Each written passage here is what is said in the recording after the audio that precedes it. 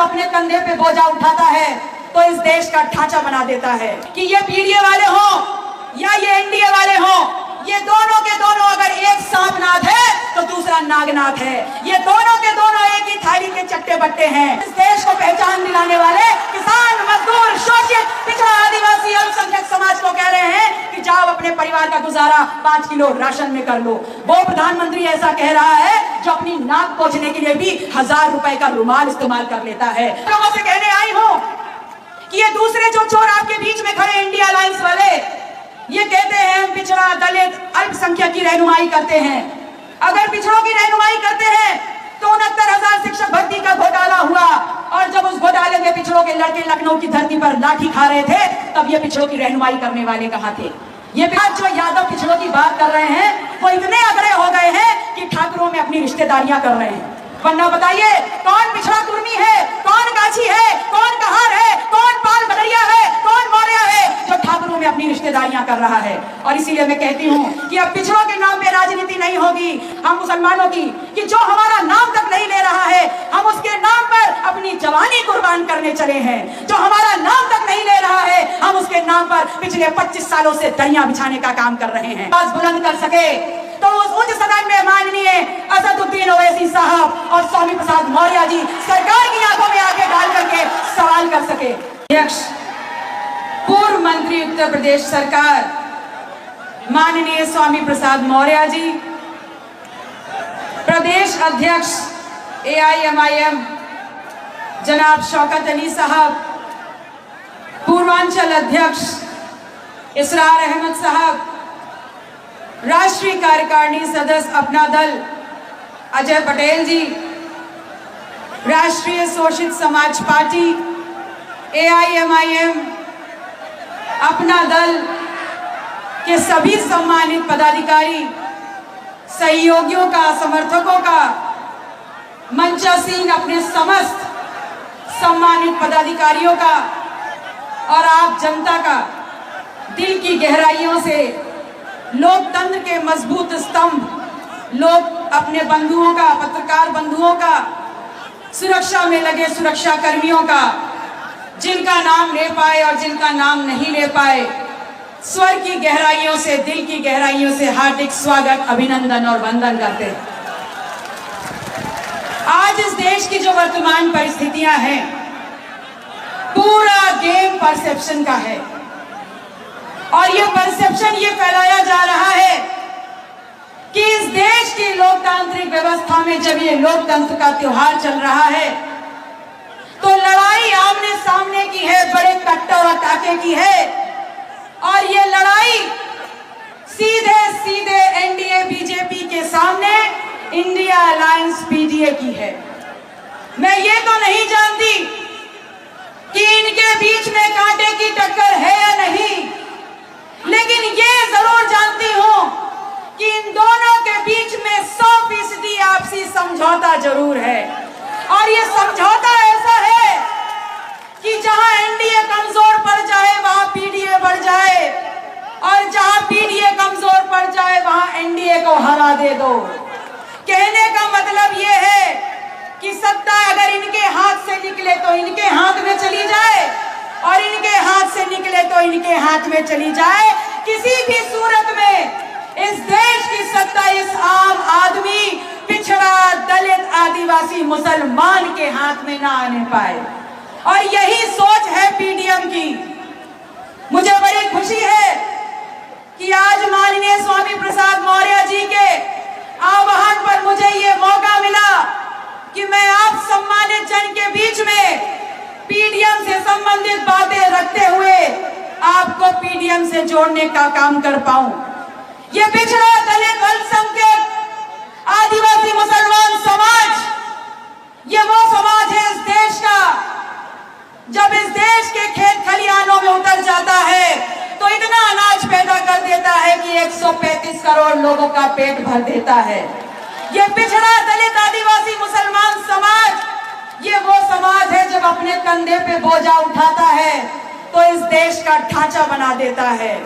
ये पिछड़ा, दलित, आदिवासी, मुसलमान समाज वो समाज है जब दिन भर काम करके अपने खून को पसीने में बदलता है तब इस देश का खजाना भर के इसको दोबारा सोने की चिड़िया बनाने का काम कर देता है।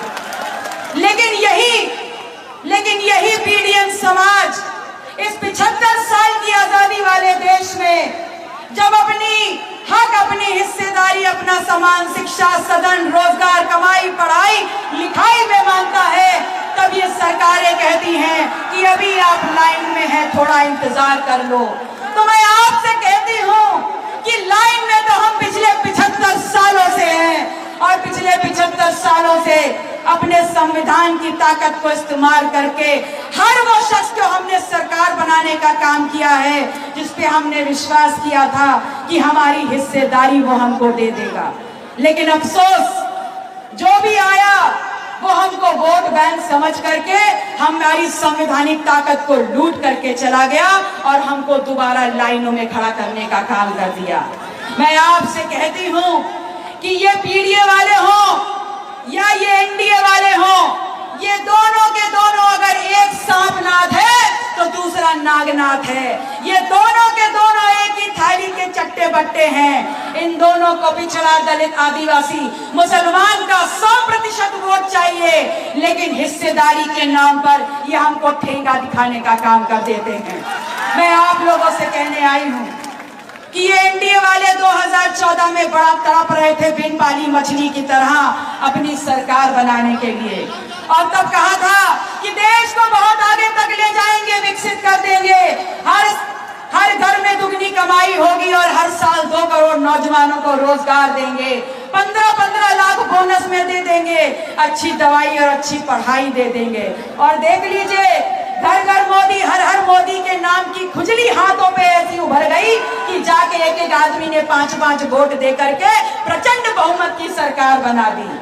तो आप लोगों से सवाल पूछती हूँ, आपके घर में 15-15 लाख तो आ गए होंगे, आपके घरों में नौकरियां तो आ गई होंगी। अरे आपके घर में नौकरी आई हो ना आई हो, 15 लाख आए हो ना आए हो, झूठे जुमलों की एक फहरिस्त तो जरूर आई होगी। मैं आप लोगों से कहती हूँ कि 2019 में नाक ऐसे ना पकड़ के घुमा के पकड़ी और वही पुरानी आदत इस देश के पिछड़ा, दलित, आदिवासी की खुजली फिर उभर आई और घर घर मोदी, हर हर मोदी करके दोबारा सरकार बना दी। और इस बार फहरिस्त नहीं आई, इस बार जेब से एक नोट निकाल करके जेब को सीने का काम कर दिया नोटबंदी के बाद, और हम सबको भिखारियों की लाइन में खड़ा कर दिया। अब आ गया है 2024 और 2024 के आखिरी चुनाव के आखिरी चरण में हम आ गए हैं और फिर ये झूठे वादे लेकर के आ रहे हैं, लेकिन पिछले वादों पे कोई सवाल नहीं, कोई जवाब नहीं। और आज क्या कह रहे हैं? आज कह रहे हैं कि धन्य है देश के यशस्वी प्रधानमंत्री मोदी जी, जो इस देश के 80 करोड़ लोगों को 5 किलो राशन दे रहे हैं। अरे डूब मरना चाहिए ऐसे प्रधानमंत्री को, जो इस देश को पहचान दिलाने वाले किसान, मजदूर, शोषित, पिछड़ा, आदिवासी, अल्पसंख्यक समाज को कह रहे हैं कि जाओ अपने परिवार का गुजारा 5 किलो राशन में कर लो। वो प्रधानमंत्री ऐसा कह रहा है जो अपनी नाक पोंछने के लिए भी 1000 रुपए का रुमाल इस्तेमाल कर लेता है। वो प्रधानमंत्री ऐसा कह रहा है जो एक दिन में एक भाषण देने के लिए 15 लाख का सूट पहन के आता है। वो कह रहा है कि जाओ किसानों, तुम्हारे सम्मान के लिए तुम्हारी सम्मान निधि, वो लाल लाल करारा 2000 का नोट तुम्हें दे दिया है। वो उसमें कहता है खुशियां भी बटोर लो, बच्चों की शादी भी कर लो, शिक्षा भी कर लो, और जो कुछ निपटाना है सब निपटा लो। तो मैं आपसे कहने आई हूं कि इस बार अगर ये 5 किलो राशन दे तो रख लेना, 10 किलो दे तो रख लेना, 20 किलो दे तो रख लेना, 2000 दे, 20,000 दे, जो दे वो रख लेना। ये इनके बाप के घर का अनाज नहीं है, ये आपके और हमारे खेतों का अनाज है। और जो नोट आपके बीच में करारे करारे फेंके, उनको भी बटोर लेना। ये नोटबंदी के बाद हमारी जेबों से निकाल के ही तो हमको कंगाल कर दिया है। आप लोगों को सिर्फ इतना कहना चाहती हूँ कि 2014 में बड़ी चालाकी से निकाले थे आपके जेब का एक एक वोट और बनाई थी प्रचंड बहुमत की सरकार। 2019 में नोटबंदी करने के बाद निकाल लिए आप लोग के जेब के एक एक नोट और 2024 में अगर इन झुट्टों के चक्कर में पड़े तो इस बार जाएगी शरीर की लगाम और नंगे हो जाएंगे आप समाज और परिवार के सामने। आप बता नहीं पाएंगे कि आपने अपनी संवैधानिक ताकत का क्या इस्तेमाल किया। और उधर देखिए, अभी कुछ दिन पहले मैंने एक भाषण सुना, वो कह रहे थे कि अगर हमारी सरकार नहीं बनी तो राम मंदिर में ताला लग जाएगा। अरे माननीय मोदी जी, आप भविष्यवक्ता मत बनिए और ये मत बताइए इस देश में आगे क्या होगा। आप पहले ये बताइए कि आपके शासनकाल में इस देश में क्या क्या हो गया। आपके इसी देश में आपके शासनकाल में कैसे आपने लोगों की जेब पे ताला लगा करके नोटबंदी कर दी, इस बात का जवाब दे दीजिए। कैसे आपने इस देश में कोरोना के बाद इस देश में लॉकडाउन लगा करके लोगों की सांसों पर, लोगों की भूख पर, लोगों की कमाई पर आपने ताला लगा दिया। पहले इस बात का जवाब दीजिए। आने वाले वक्त खुद ही बता देगा राम मंदिर पे ताला लगेगा या नहीं लगेगा। मैं आप लोगों से कहने आई हूं कि ये दूसरे जो चोर आपके बीच में खड़े इंडिया अलायंस वाले, ये कहते हैं हम पिछड़ा, दलित, अल्पसंख्यक की रहनुमाई करते हैं। अगर पिछड़ों की रहनुमाई करते हैं तो 69,000 शिक्षक भर्ती का घोटाला हुआ और जब उस घोटाले में पिछड़ों के लड़के लखनऊ की धरती पर लाठी खा रहे थे, तब ये पिछड़ों की रहनुमाई करने वाले कहां थे? ये पिछड़ों की रहनुमाई करते हैं और शायद इसीलिए अपने घरों में बैठे हुए थे। मैं इनसे सवाल पूछती हूँ और आपके माध्यम से सवाल पूछती हूँ कि क्या पिछड़ों में सिर्फ यादव आते हैं? अरे सारे पिछड़ों का हक लेकर के तो ये यादव कब के भाग गए। और आज जो यादव पिछड़ों की बात कर रहे हैं वो इतने अगड़े हो गए हैं कि ठाकुरों में अपनी रिश्तेदारियां कर रहे हैं। वरना बताइए कौन पिछड़ा कुर्मी है, कौन गाछी है, कौन कहार है, कौन पाल गडरिया है, कौन मौर्य है जो ठाकुरों में अपनी रिश्तेदारियां कर रहा है। और इसीलिए मैं कहती हूँ कि अब पिछड़ों के नाम पे राजनीति नहीं होगी, आज झूठे मुद्दों के नाम पर राजनीति नहीं होगी। अब अगर राजनीति होगी तो मुद्दों पर होगी और हमारे ईमान की राजनीति होगी, हमारी हिस्सेदारी की राजनीति होगी। मैं आप लोगों से कहने आई हूँ, ये कहते हैं हम दलितों के रहनुमा हैं। अगर दलितों के रहनुमा हैं तो ये तब कहाँ थे जब इसी देश में एक दलित के सर से पेशाब कर दी गई और इनके मुंह से एक शब्द नहीं निकला था। ये मुसलमानों के रहनुमा हैं। अरे ये तो मोदी जी से भी बड़े वाले झुट्टा है। इनके मुंह से अल्पसंख्यक के अलावा कभी मुसलमान का माँ तो निकलता नहीं है। माँ बोलने में पैंट गीली हो जाती है और बोलते हैं मुसलमानों के रहनुमा हैं। आज जब इस देश में मुस्लिम रिजर्वेशन की बात हो रही है और तमाम भारतीय जनता पार्टी के लोग बोलते हैं कि अगर मुसलमानों को रिजर्वेशन दे दिया तो पिछड़ों का रिजर्वेशन की लूट हो जाएगी, तो जिनको जो अपने आप को तथाकथित ये मुसलमानों के रहनुमा समाजवादी पार्टी वाले लोग अपने मुंह से ये बोलने को तैयार नहीं है कि हमारे शासनकाल में ना पिछड़ों के साथ अन्याय होगा और ना मुसलमानों के साथ अन्याय होने देंगे। लेकिन हमारी मानसिक स्थिति देखिए, हम पिछड़ों दलितों की, हम मुसलमानों की, कि जो हमारा नाम तक नहीं ले रहा है हम उसके नाम पर अपनी जवानी कुर्बान करने चले हैं। जो हमारा नाम तक नहीं ले रहा है हम उसके नाम पर पिछले 25 सालों से दरियां बिछाने का काम कर रहे हैं।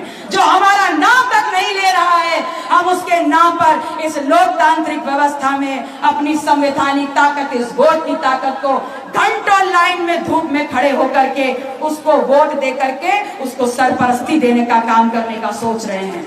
मैं आपसे कह रही हूं कि भूलिएगा नहीं, इस देश में अक़लियत की राजनीति को एक नई जुबान चाहिए और वो नई जुबान ऐसी हो जो इस देश में इस बात को खत्म कर दे, निस्तो नाबूद कर दे कि इस देश की अक़लियत की राजनीति इस देश में बहुसंख्यक राजनीति से अपने आप को सिर्फ बचाए तक सीमित रखने की है। बिल्कुल गलत।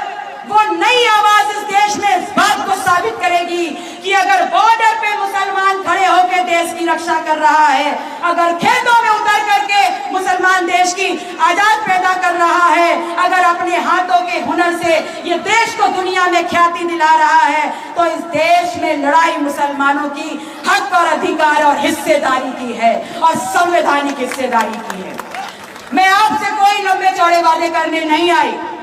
लेकिन पीडीएम के संयोजक होने के नाते आज इस भरे मंच से आपकी लोकसभा को कुशीनगर के प्रत्याशी माननीय स्वामी प्रसाद मौर्य जी के चुनाव निशान गन्ना किसान पर आपका सहयोग, समर्थन और आशीर्वाद मांगने आई हूं। और जब आप अपनी संवैधानिक ताकत का इस्तेमाल करने के लिए 1 जून को अपने पोलिंग बूथ पे जाएंगे तो आपको ईवीएम मशीन पे नंबर 6 पर माननीय स्वामी प्रसाद मौर्य जी के चेहरे के साथ उनका चुनाव निशान मिल जाएगा। उसको इतनी ताकत से दबा दीजिएगा कि जब 4 तारीख को ईवीएम की पेटियां खुले तो ये गन्ना किसान स्वामी प्रसाद मौर्य जी को लेते हुए सीधे उस सदन में जाए जहां पर माननीय असदुद्दीन ओवैसी साहब बैठे हुए हैं, ताकि मिल करके